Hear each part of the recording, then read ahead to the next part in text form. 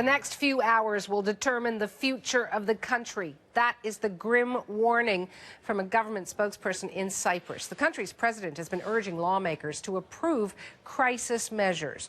The goal is no less than to save the country's banks from collapse and the economy from ruin.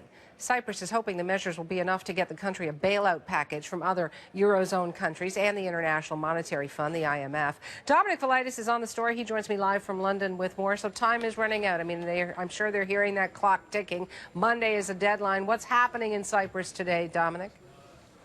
Well, nothing official yet, Suhana. Nothing from the Cypriot government or indeed from the country's international lenders, the EC, the ECB and the IMF. The one consistent message we are getting from all parties involved in this is that time is running out for Cyprus. Indeed, this morning, as you mentioned, one government official said that what happens today will determine the country's very future. So high-stakes stuff indeed.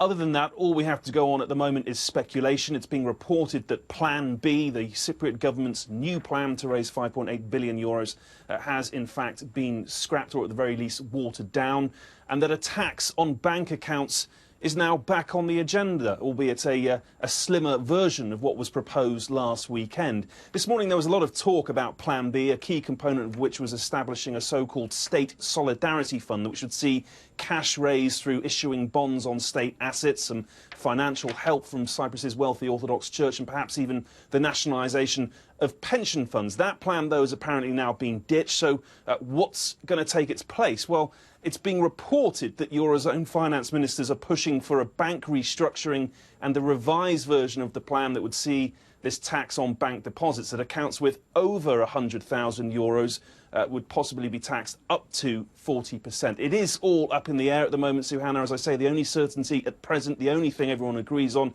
is that time is running out fast. Bankruptcy is looming.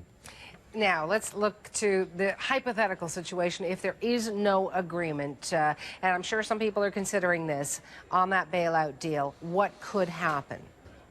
Well, the European Central Bank, the ECB, has been very clear on this and has been for the last couple of days. It said that if a solution cannot be found by Monday, then it will cut off something called the emergency liquidity assistance to the island's banks, which is basically a load of cash that's keeping them going, keeping them afloat at the moment. If that happens, it would certainly trigger their collapse, devastate the economy and probably lead to the country's exit from the euro. And the implications of that for the Eurozone as a whole could be very serious indeed.